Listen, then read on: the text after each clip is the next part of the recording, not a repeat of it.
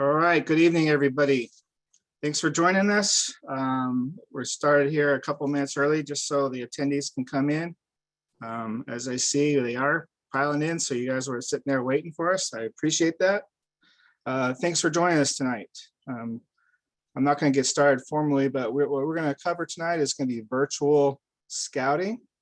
We're going to talk about how you can learn your area of interest via tablet or phone or computer, all those different areas you can get some scouting in prior to actually going out in the field.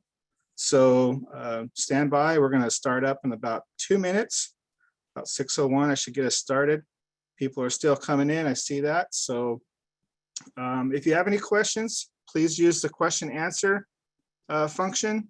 The chat is also available, but we're going to go answer most of the questions to the question answer function.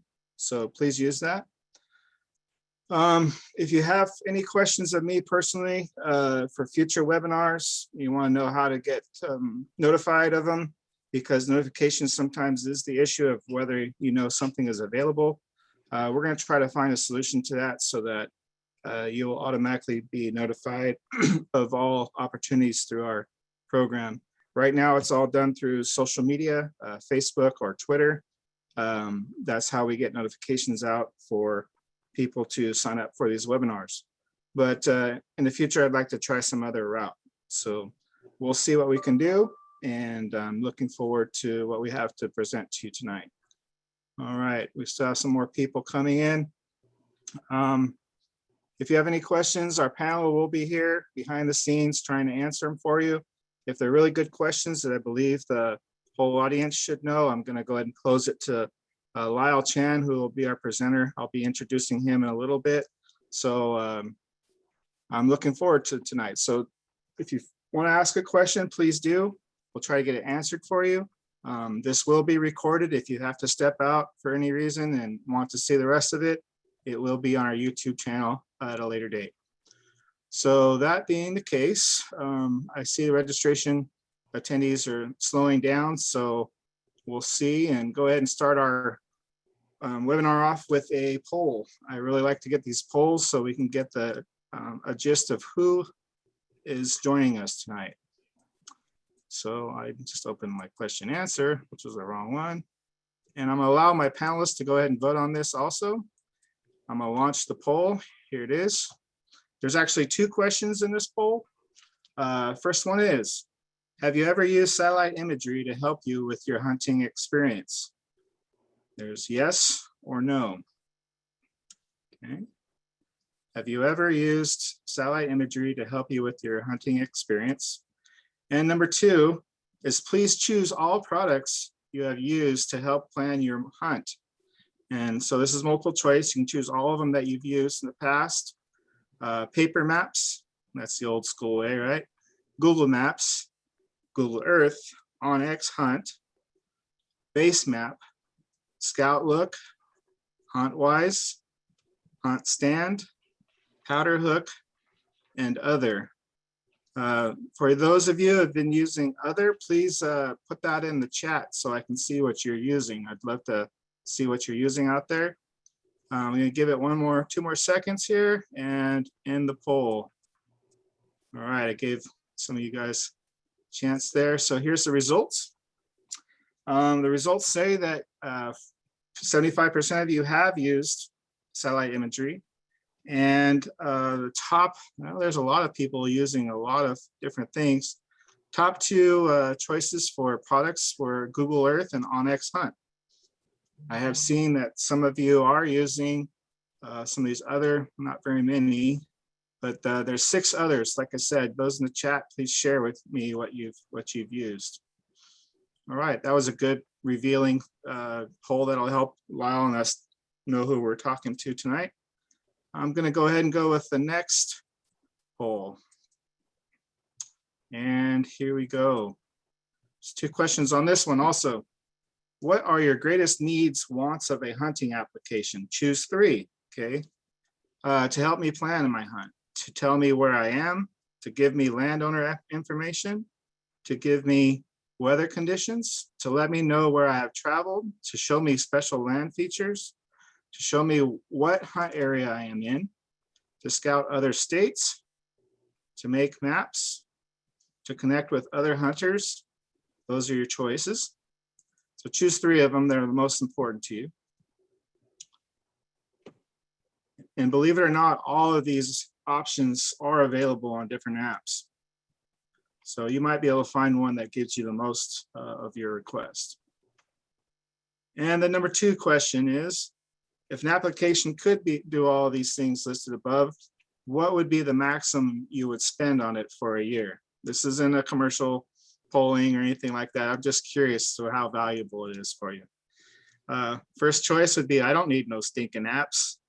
Second would be, would only use it if it is free. $1 to $30 a year, $31 to $60 a year, $60 to $100, and over 100.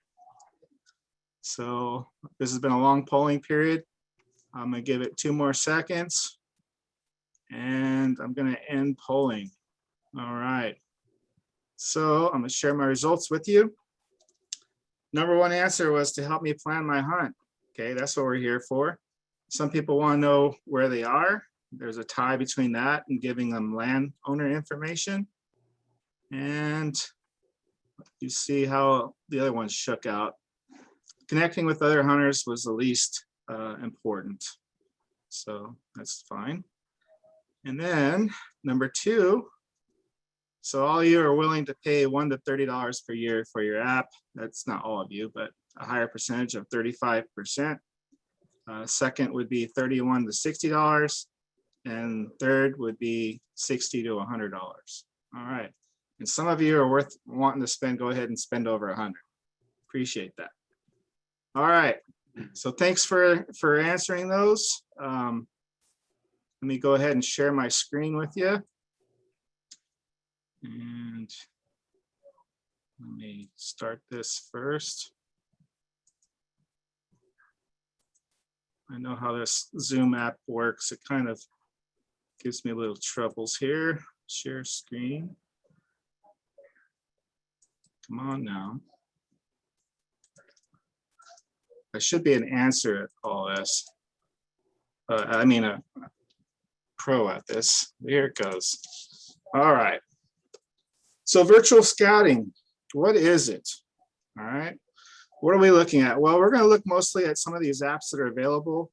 HuntWise, ScoutLook, OnX Hunt, Base Map. We're not going to cover them all individually. Lyle's going to cover mostly Google Earth and OnX, but we'll talk about some of the others and what they offer.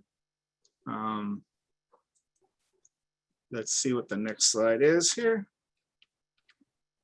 Excuse me. So we're not going to be here to endorse any particular app. I can tell you the department does use an OnX feature, OnX app. We have more intimate knowledge of that, and Google Earth, almost anybody can have that. That's used quite frequently. But many of these applications exist so that, you know, you can help learn yourself. You can go out and learn about the area without actually putting foot into it. And this is very helpful if you're going to hunt in a zone that you've never been in before, or you're going out of state. It can help you plan your hunt and what you're going to, you know, pursue without actually setting foot there. So this can help you save time, save money, and it can help you game plan for your actual hunt so that when you get there, your time won't be wasted. So many apps there, they will have map layers. You'll have more than just, but they will have, some of them will have more than map information, land information. They could have weather, they could have land ownership, they could have statistics on the kill for that area, depending on what map you do have. There's also state agencies that have their own mapping system that can be very resourceful.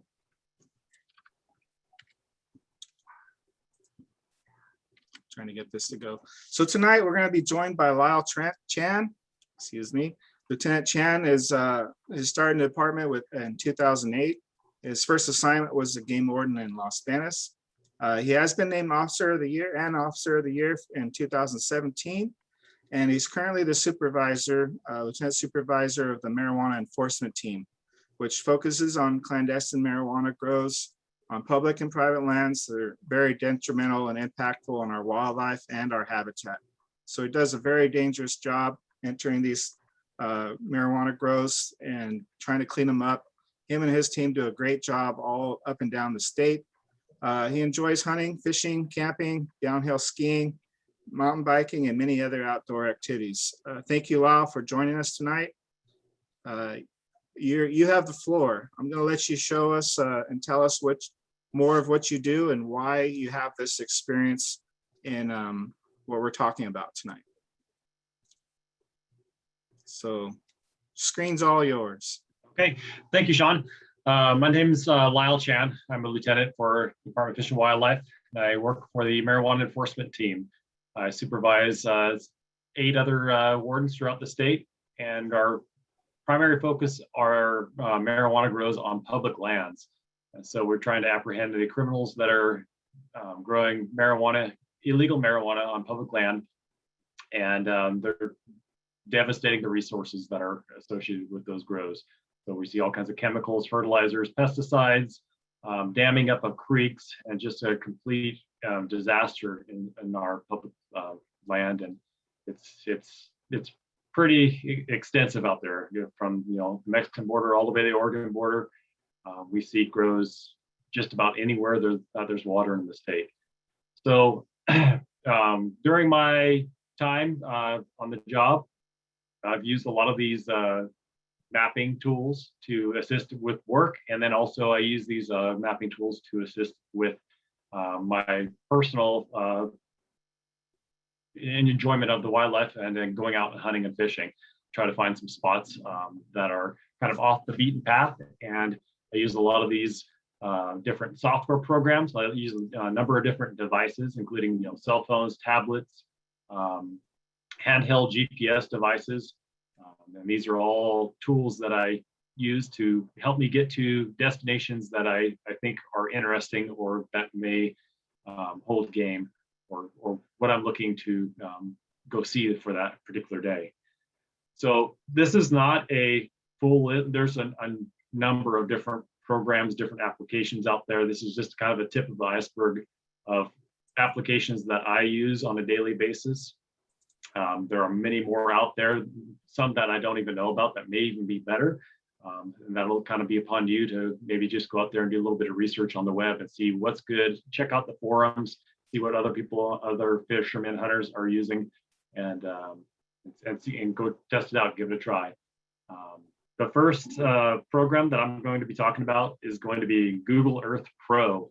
This is going to be the desktop version of Google Earth. This is not the web-based version that you can just type in Google Maps. This is an actual program you download from Google. It comes with an icon on your screen, click on it, and it opens up into a program. It's a little bit more user intensive than the web-based version. And I'll share my screen now with you, and we'll kind of walk through some of the features and functions of the program. The first thing I use handheld GPS, a Garmin GPS. That's what I'm most familiar with. There are a number of other brands out there. Some people use Magellan or Lowrance, but I'm very familiar with Garmin. That's what we use for work, and that's what I have for my personal GPS as well. So the first thing I do when I'm kind of syncing my GPS to any type of web or software program is I make sure that my GPS is in the same format as the software that I'm using. So that's a big step, or a big important thing to do. When we talk about a little bit later about transferring GPS coordinates from Google Earth or Google Maps and into your GPS so you can go out in the field and hit the ground. If you have it in the wrong format, it's going to be off, and you're going to kind of navigate to incorrect locations. And it's going to be a little bit confusing, and it'll be frustrating for you.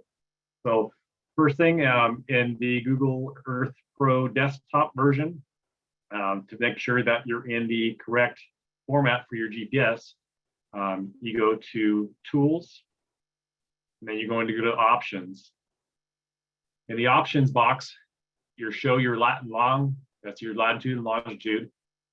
These are going to be your different formats that Google Earth will spit out the coordinates in. So there's decimal degrees, degrees, minutes, seconds, degrees, decimal minutes. I'm most familiar with degrees, decimal minutes.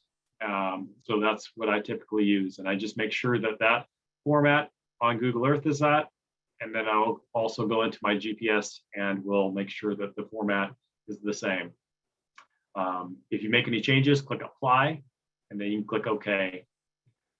Some of the other functions on here, these are some of the colors and other menu options that you can choose.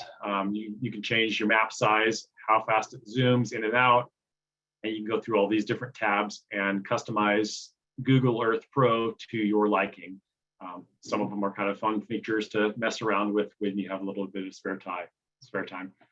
So I clicked OK. I'm in degrees, decimal, minutes, and there's the map. So just for our sample hunt area that we're going to be talking about today, this is going to be the Upper Cottonwood Wildlife Area in Merced County. It's going to be in western Merced County along the Santa Clara border. Closest land water body of water is going to be the San Luis Reservoir. It's fairly easy to find. Another neat thing you could do with Google Earth on the desktop version is you can view this map if you wanted to see it in Google Maps, the web version. So you go to view, go to file, and then you go view in Google Maps, and that should open up a web page to Google Maps.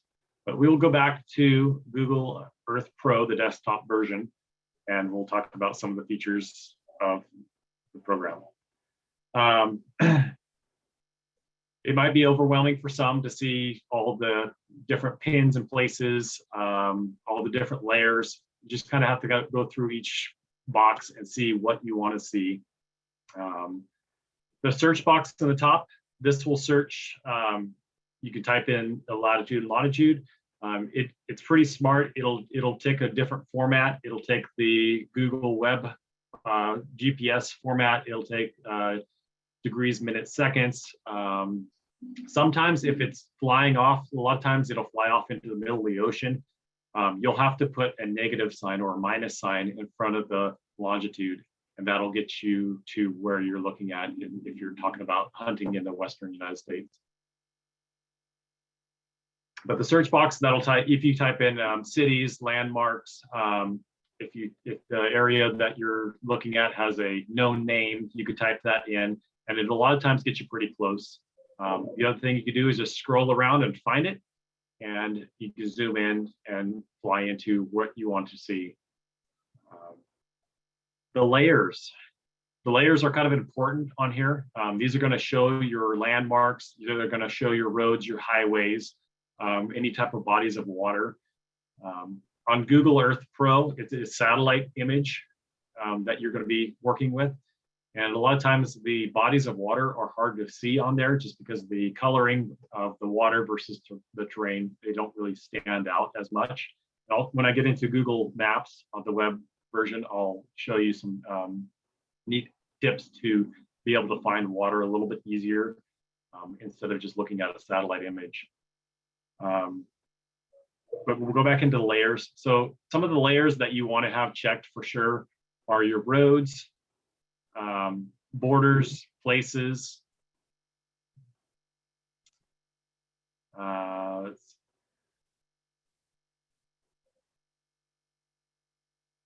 and your terrain, and that'll help you out with being able to find roads and landmarks easier to be able to faster find your location, what you're looking for.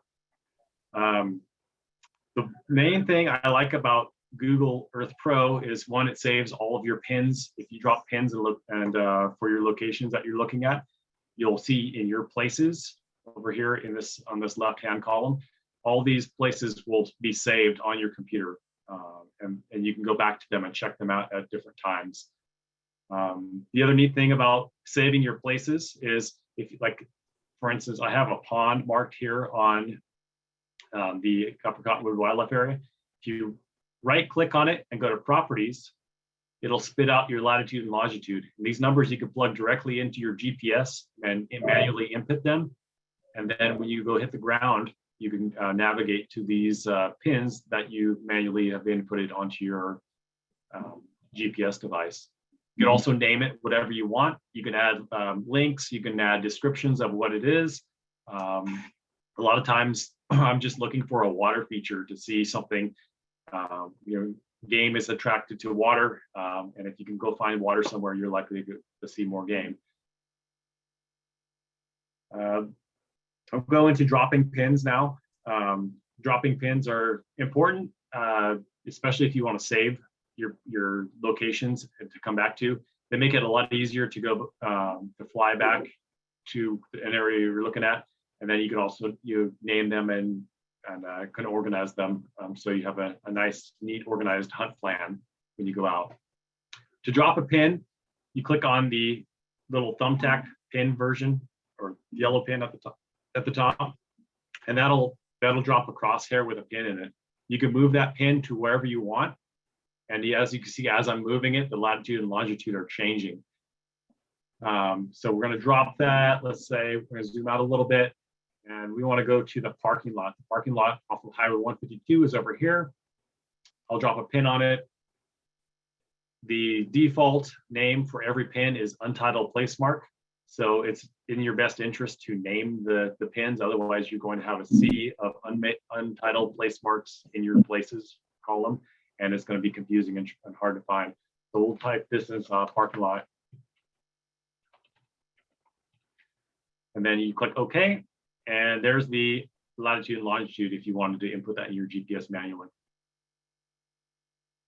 We talked about the save places, and the main feature I like about the Google Earth Pro desktop version versus the web version is the history, image history. You can go back in time or try to find the most current Google Earth image for satellite imagery. And you click the little clock with the backwards kind of circling arrow, and that'll give you a historical images of the area. And to toggle through those images, there's a bar at the top, and you just go back and forth, and that'll kind of show you what the terrain looks like in different times of the year, different years. So this is like a March of 2015. Obviously, it's a springtime picture. The grass is green. You're going to see water features a lot more easily in the springtime. So there's a definite pond there. So that's the pond that I was talking about earlier. And so now we'll kind of scroll forward to the most current image, which is September of last year. Pretty dry September time. You can see that pond is just a little bit green, just green grass, and it's not necessarily a body of water at that point. But as we're zooming in closer, you can see all of these game trails that are going down to that body of water. So the satellite imagery is pretty neat. You can see game trails from far away, and that kind of gives you a sign of, hey, there's critters cruising through this area, and this might be a place that I want to check out. Let's see here. Measuring distances. So you found a spot that you want to go check out on foot. The whole purpose of the virtual scouting is from your house, office, car. You can go check out some areas without having to set foot in the actual on the ground. But just kind of as experience tells, there's no substitute for ground scouting something. You can look at the satellite images and it looks great, but when you finally set foot on the ground, the chamise is so tall, it's impenetrable. You can't get to it. The trails you can't get to it because there's trees down. It's too cliffy, too steep.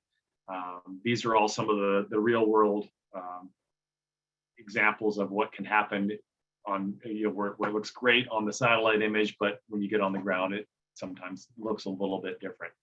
But if, for instance, we wanted to measure a distance, So for distance measuring, we're going to click on the ruler at the top, the show ruler. And this is where you can draw a line or a path, or shape, polygon, circle. You can change the units on it if you want to go in feet, miles, yards.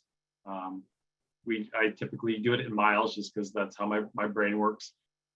And so we wanted to kind of see, okay, how far is this pond away from our parking lot? How far am I going to have to hike up this drainage here?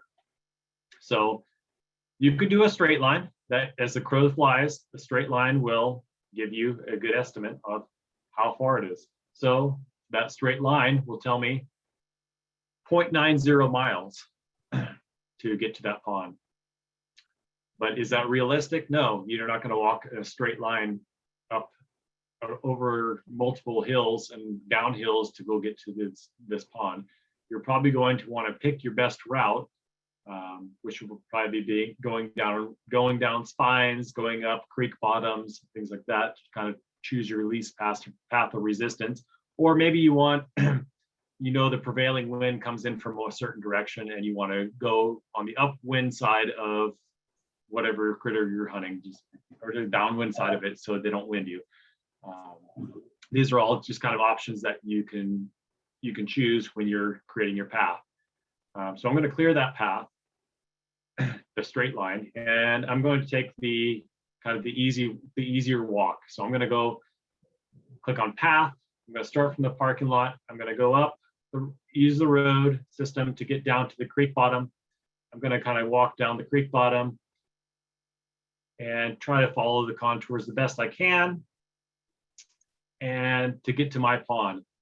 And you can see it's a little bit further, 1.17 miles. Not far, not much further, but there is a little bit of a difference. So that will be able to tell you, kind of give you a little bit closer estimate on what the distance to your target is. And you'll be able to roughly guess, how far or how bad of a hike this is going to be to get to that. 1.17, that's not too bad. 1.17 today, when it's 105 degrees out there, that might be a little rough. So these are just little tools. Now, Lyle, when you were doing that, was it just clicks along where you travel with your mouse, right? Is that all you did? That's correct. So I'm clicking my mouse as I'm moving it, and then say you clicked in the wrong spot, you messed up. I clicked over here, and I don't want it there. You can grab that little pin and move it to where you want it. You can kind of tailor it, customize it to your direct path that you think you could take. And over a long distance, it's going to make it's going to matter more, but short distances like 1.1 miles, it's not going to be that huge of a difference. And then the other neat thing about this is you can show the elevation profile of how many ups and downs am I going to have to go on this trip. So I click the box of show elevation profile, and you see we're starting here about 700 feet. We're going to drop down to 500 feet, have to make a climb. And as I kind of scroll along this path, the red arrow will follow it and kind of show you where the hills, where the valleys are, and give you an estimate, spit out of how bad the hike's going to be.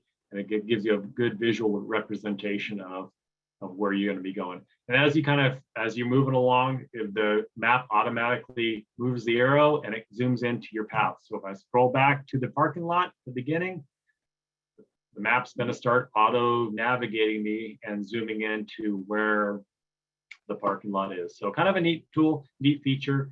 And it'll kind of, if you're able to take the time to draw out a line or drop some breadcrumbs, basically virtually, it'll show you your elevation gains and losses for your hike. So I clear out of that. So we've talked about that. Now we'll talk about just the basic navigation features of the map. The compass at the top. For me, just how my brain works, I like to have north facing up. If I turn north around sideways or down, I get confused a little bit. So I put north face up. To make north face up, you just grab the end for north and you can rotate it towards up. The eyeball, you can zoom in and look around. So let's go back to the pond that we marked earlier. So I'm going to zoom in all the way as far as the map will let me zoom in. And that looks pretty good there. I'm going to grab the eyeball now, and all you do is click on it and you move it to whatever direction you want it to look. And this will kind of give you a rendering of what the terrain looks like in the area. You can look around, you can see all the valleys, you can see kind of all the terrain features. It's kind of an overlay of a satellite image on a rendering of 3D terrain. It's not 100% accurate, but it is pretty close, and it's kind of a neat feature to kind of see, am I hunting in that bowl? Am I hunting on a ridge line? Sometimes it's hard to see from satellite from way above Earth of what the terrain actually looks like. And this feature will give you kind of a good view or estimation or of what you're going to be expecting to see out there. So I'll go back to north is up. Now, if I scroll or if I zoom in and zoom out when the eye is kind of facing along the horizon, it's going to zoom in and out along that same plane. So if you want to go back to your overhead view, make sure you put your eyeball facing straight down to the ground, and then you can zoom out, and that'll save you from flying way off out of the area that you're looking at. I see that being good for finding vantage points. So absolutely, yeah. If you're Yeah. looking for a peak or something like that you want to, overlook a bunch of different draws, that's a great tool for that. It's kind of just giving you a visual representation of what you will likely see out there. It's Yeah. not going to be exact, but it'll be pretty close. The side to side, you can either do it by cursor, by clicking on it and moving it around up and down. You can use your arrow keys as well. Left is left, right is right, up is up, and down is down. You can also use the buttons on the side here to navigate around the map. I find it easiest to use just the cursor and click and drag, click and drag. Along the side here, this is also the zoom in and zoom out. If you have a scroll wheel on your mouse, you can scroll in and out by using your scroll wheel. We'll talk about the street view. So I don't know if probably a lot of you have seen the Google cars going around. They're usually like a Subaru SUV with a big camera on the top, looks like a soccer ball on the top of the car. That car is taking pictures along roads and roadway routes. They just drive along the road and it's constantly taking pictures. You can access those photos from Google Maps or Google Earth Pro by clicking on this little man over here. All you have to do is click him and drag to wherever you want to see. The routes that have pictures will highlight in blue, and that'll give you a street view. So this will be an actual photograph taken of the area, and it'll kind of give you a little bit better representation of what the land actually looks like if you're interested in that. It also gives you on the bottom an imagery date. So that'll tell you like this was in 2019. So it wasn't all that long ago, but it all depends on some rural areas have their imagery dates are pretty old, so they haven't been updated quite as often as they should be. And then you can exit the street view, and that takes you straight back to what you were just looking at, and you're back to the satellite image. There are a bunch of other different neat features that you can use on Google Earth Pro. Again, you could probably talk for an hour at least on this, all the little features and functions on it.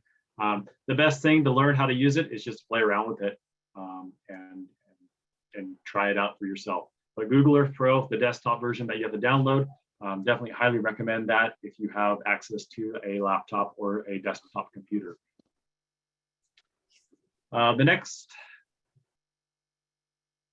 one I'll talk about. now, Lyle, does this have any other map layers in Google Earth Pro, or is it just satellite? So in Google Earth Pro, it's just going to be primarily satellite.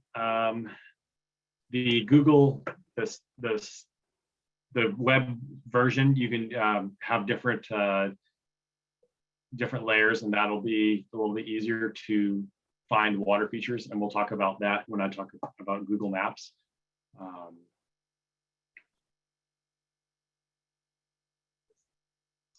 Okay.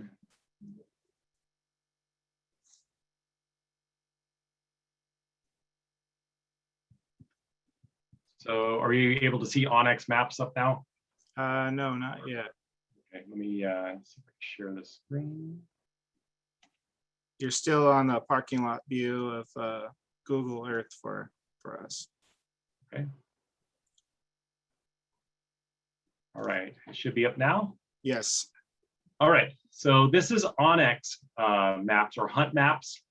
This is a application that can be used on desktop. It can be used on cell phones or tablets. It is a pay subscription application, so there is a fee associated with it. There's a number of neat items or neat features about this application. But I'll go over some of the highlights of it right now. So the map layers, there's a ton of map layers on here. Right now, we have California purchased on here, but you can get 50 states with a certain subscription, or you can buy individual states as you see fit. The neat thing about Hunt Maps, it'll give you land ownership and also kind of get a good representation of government lands or wildlife areas, state parks. By choosing your layers, it'll show on the map. So right now I have government lands highlighted. So everything in this light green color is going to be state of California, Upper Cottonwood Fish and Wildlife. I click on it, it'll give me a little readout of who the land ownership is. So California Government Lands, and this is the Wildlife Management Unit. Gives me elevation and your latitude and longitude.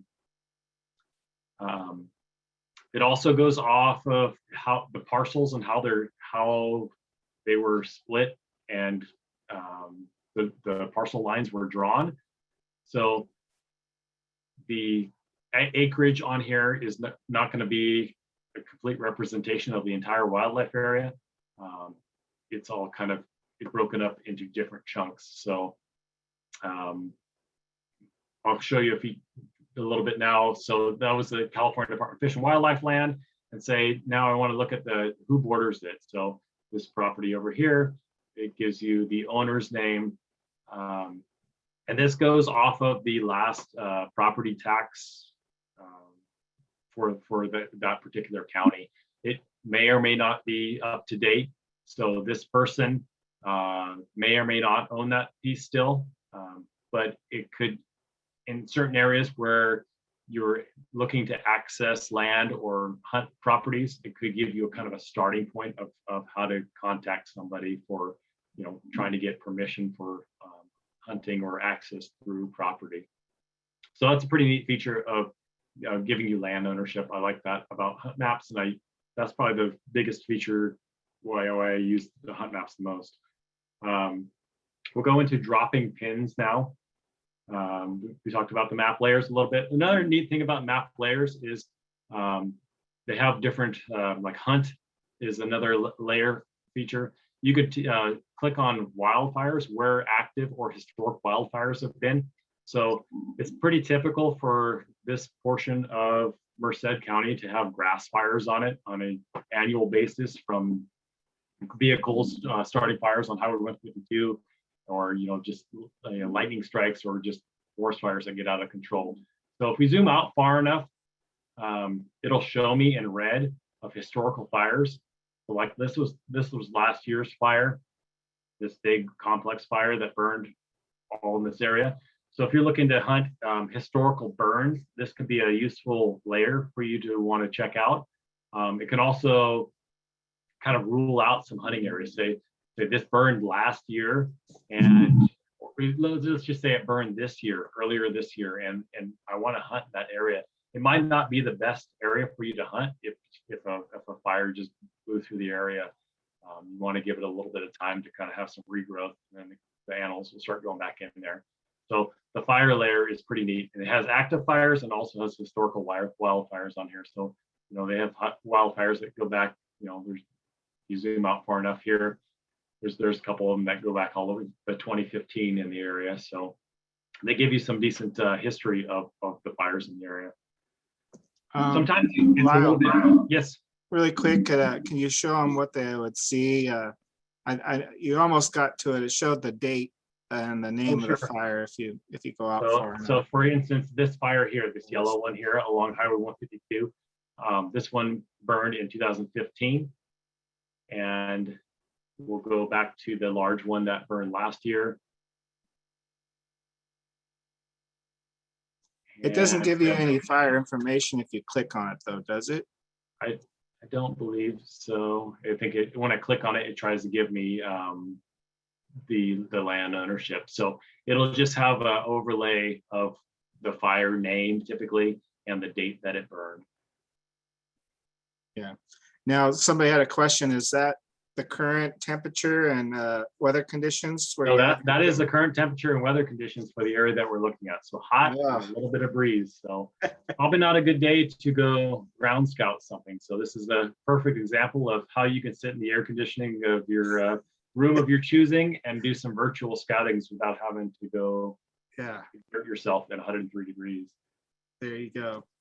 And let me tell you, there's been a lot of rescues on that Cottonwood Wildlife area during deer season because people didn't have enough water, and it's rough. That's a rough hunt. It's mostly climbing. So a lot of the map layers, they are neat to show you kind of the 10,000 foot elevation view of the area you're looking at. Gives you the boundaries and a different land ownership of state and government lands. But when you're trying to really find stuff in the map or zoom in close, the layers sometimes obstruct your view. So a lot of times I'll go back to the layers. I'll go back to California. I'll turn the layers off, and that gives me a little bit more clear picture of the actual satellite image without a lot of the disruption of all the different layers that you have selected. So it can get a little overwhelming if you have every single layer clicked, and you just unselect those layers and you'll get a better view. This mapping feature also has 2D and 3D views. And it also gives you hybrid views or topographical map views. So hybrid view is pretty neat. It'll give you click select hybrid, and it'll give you the topo lines on the map overlaid on top of the satellite image. And if you're used to reading paper maps, this will be very familiar for you to see all the topo lines. Remember, stacked topo lines close together means really steep. When they're further apart, it's through flatter terrain. Or you can go straight topographical map too. The neat thing about topographical maps are it's a little bit easier to find water features. This will show seasonal creeks. It'll show ponds. It'll show springs. So if you are looking for water features, you might start in a topo map, and that'll help you kind of hone into what you're wanting to find. Whereas if you were just looking at straight satellite image, I kind of tell there's a stream there just because of the green belt, and there's a blue dot up here that says spring, and I think that's a pond there. But you could click on go back to the topo map. Oh yeah, there's definitely a pond there, and there's streams here and a spring up there. So you kind of can flip back and forth between the different base maps, and that'll help you out. Hey Lyle, we had a couple of questions come in, and one was on Google Earth Pro. A person asked if you could see property lines on there. So on Google Earth Pro, it does not have property lines on there unless it's like government land or BLM land, and you have the correct layer selected. And then it'll show you, it'll give you an outline of that land. But if you wanted to zoom in on a certain parcel of land and find out who owns that, that's not the program to use. You might want to use OnX, or I'll talk about another one, AcreValue, in a little bit here. and that'll give you land ownership of that specific area you're looking at. Thanks. And then somebody also asked, they saw that there was a California hunt zone layer. Is that something you can mention or Sure. say? So on the map layers on OnX, if you go into the hunt section, it'll give you, what's it? No, it was on the last one. Was it on the last one? Yeah. California? Okay, so California hunt zones. If you turn that on, you have to scroll out a little bit more, and that'll tell you which actual zone you're in, and it'll give you a boundary line. Yeah, unfortunately, you're in A, which is the hugest, the biggest zone, so you're not going to see it. Here along Highway 99, you can see here's a border of D6, and that'll give you the zone. I caution people on using hunt maps and any other software type programs to do their scouting. This is not absolute. A lot of times the actual borders of land are a little bit off. So if you are relying on this 100% of saying this is this property and parcel and boundary line, they may be off a little bit. So just be cautious about that. If you're finding markers that are, actually on the ground, that's the best way. If you're finding, slash marks on trees, posts, and things like that, corner markers of lots, those are going to be the most accurate. Whereas these are a lot of times just estimates.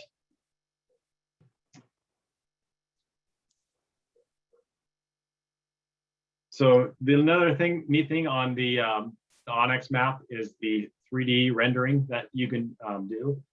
So if you click on 3D map, it tilts the map surface and it gives you that very similar to the Google Earth Pro, where you can zoom in and see terrain features that are overlaid on top of the satellite image.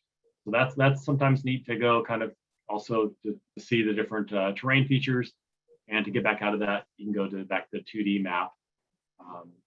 And if you have the topo lines on there, it kind of gives you that your brain will start to work and be able to see the valleys and dips and peaks and saddles and spines, and that'll help you out too.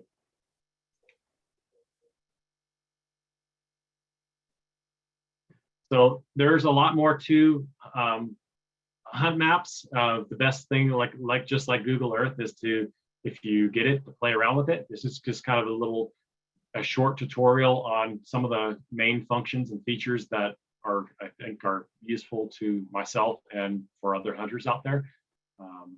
So if you're liking it, you might give it a try or try it out for a little bit and see if it's going to work for you. The next tool that I'll talk about is going to be AcreValue.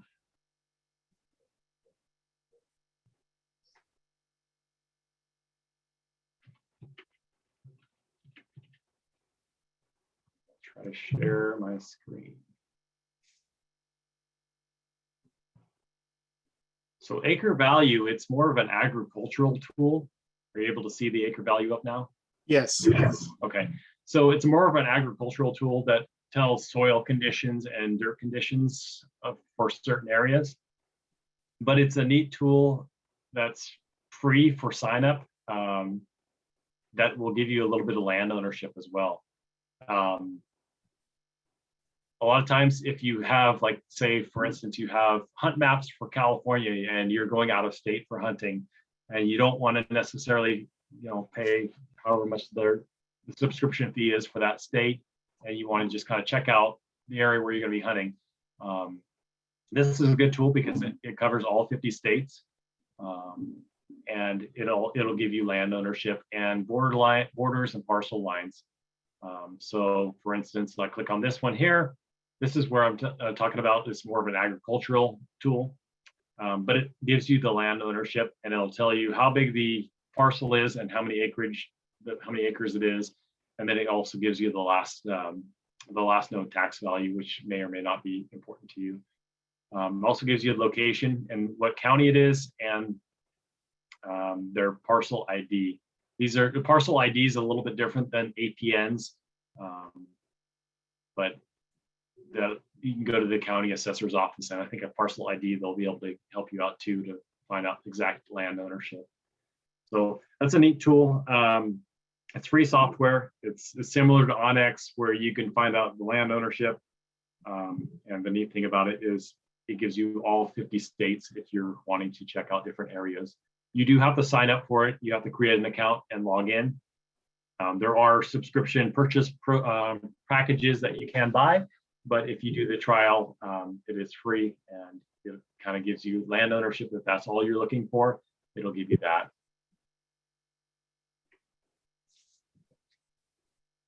Go on to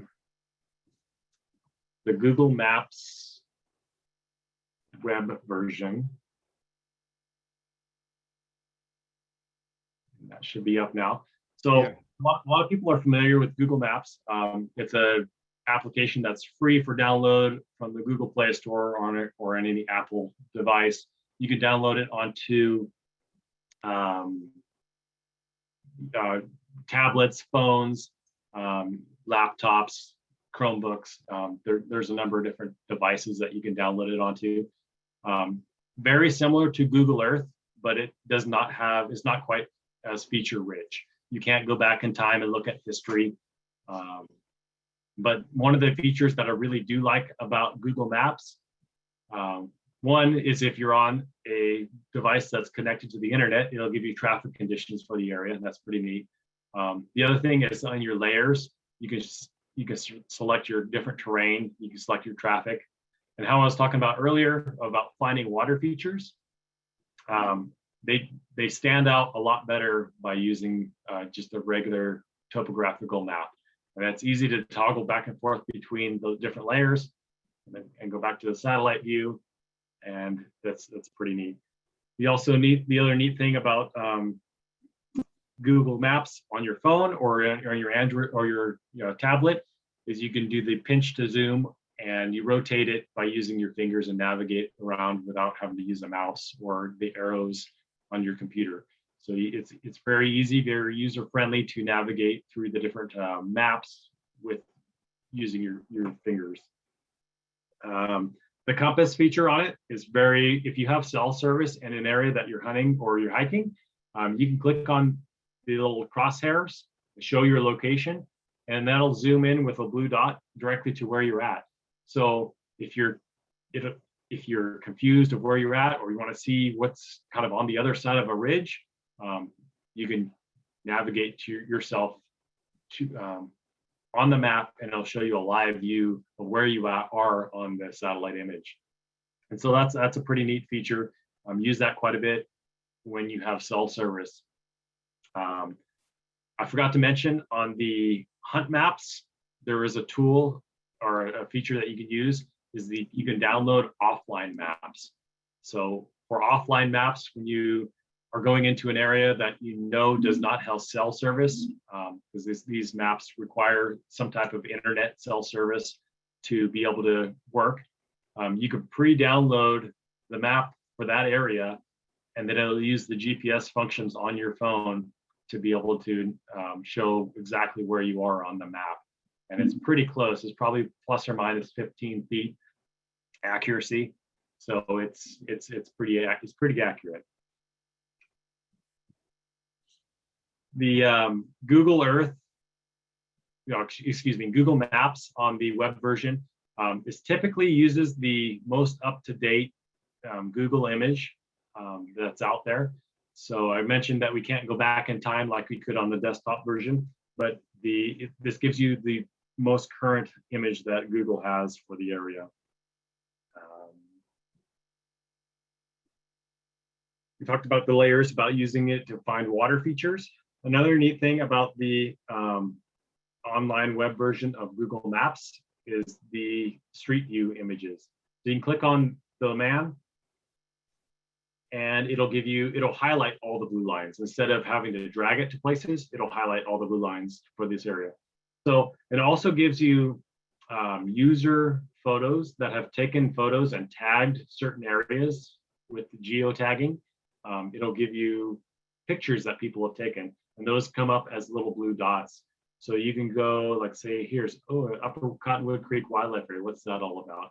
So that'll show a picture that somebody took of the area.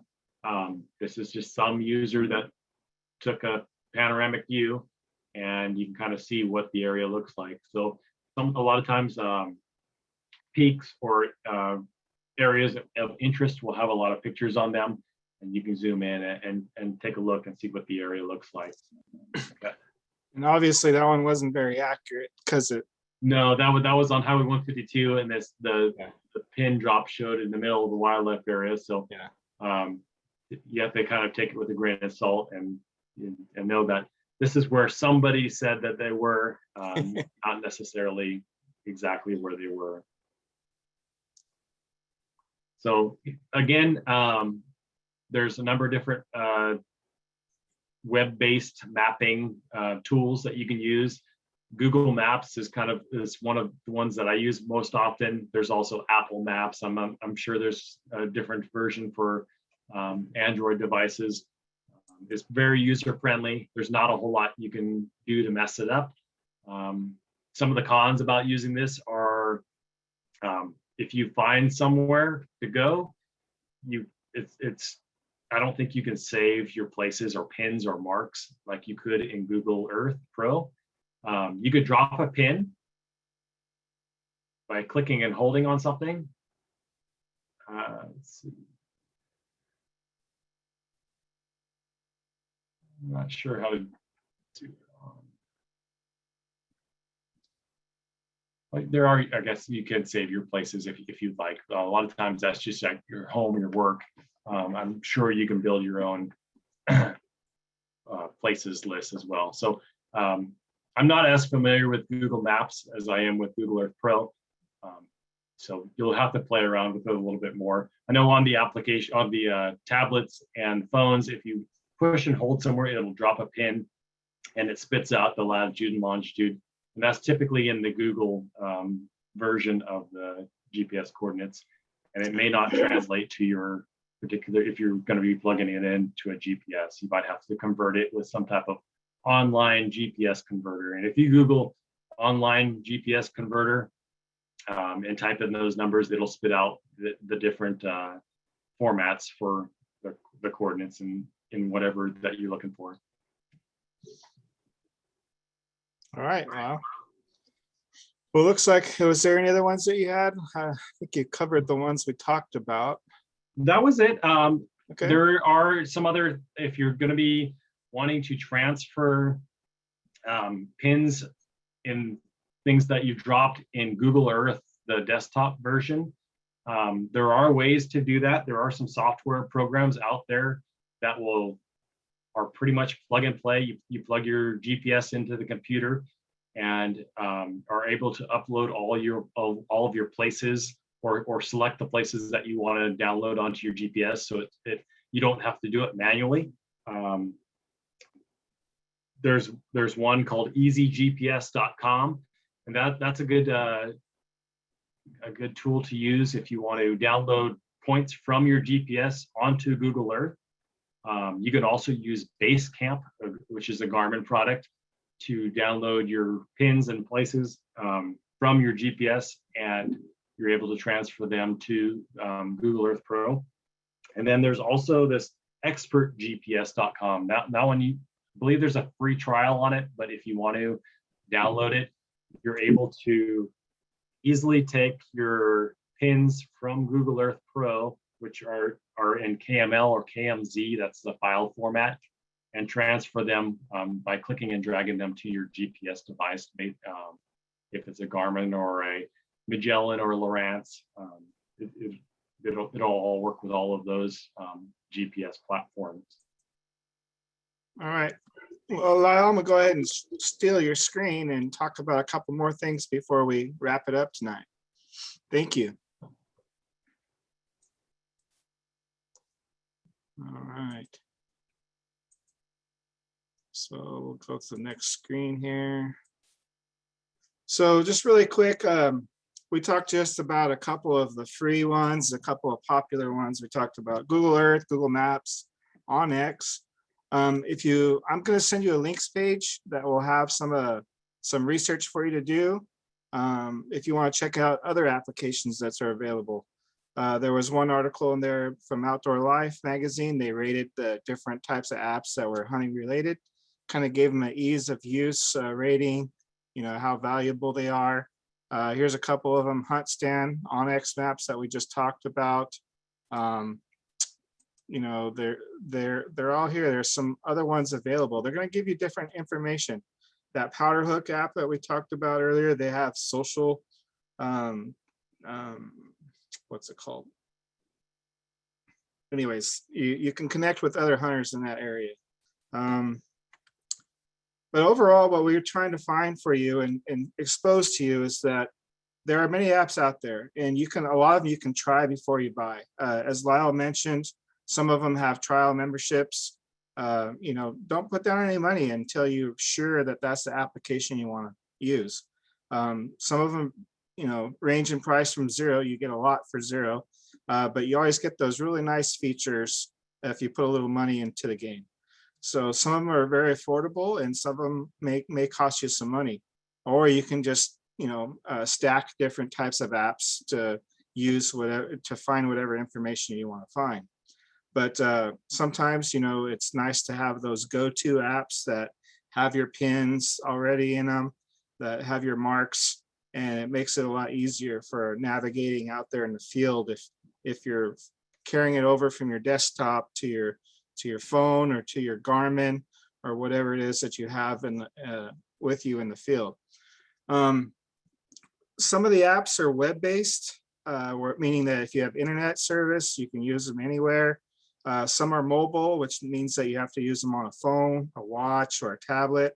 And some, as Lau mentioned, you can use offline, where you can take a picture of the map or download a map. And whether you have phone service or not, your phone still acts as a GPS, so you can view the map and find yourself on that map that you've downloaded. But do not rely solely on the app. Use the apps to, for research, but carry a paper map also as a backup. You might be able to coordinate your locations that you have virtually with the actual physical paper map in case you have a problem. Something to always consider before going out there. So that's what we wanted to expose you to tonight. Lyle showed you some really good applications of Google Earth Pro. We just wanted you to know that there are some things out there. The links page will show you a bunch of, some of this stuff is considered techie, which, people who are more interested in electronics getting out there into the game. Really, I honestly have to say it's a great tool. So knowing land ownership, knowing all those things definitely helps. So try to get out there and explore these. Like I said, try before you buy, use the free trials, and learn what you have available to you. I found out something just trying to do this. Let me see if I can get it for you. It was a really cool feature of this hunt stand where I got on top of it and I was able to map out my club. This is the duck club I have. I was able to map out where all the blinds are, where all the pathways are. And just for doing that, I was like, okay, there's my water features. I can go in and buy a map of this. I can set my size of how big I want. I can set the material that I want.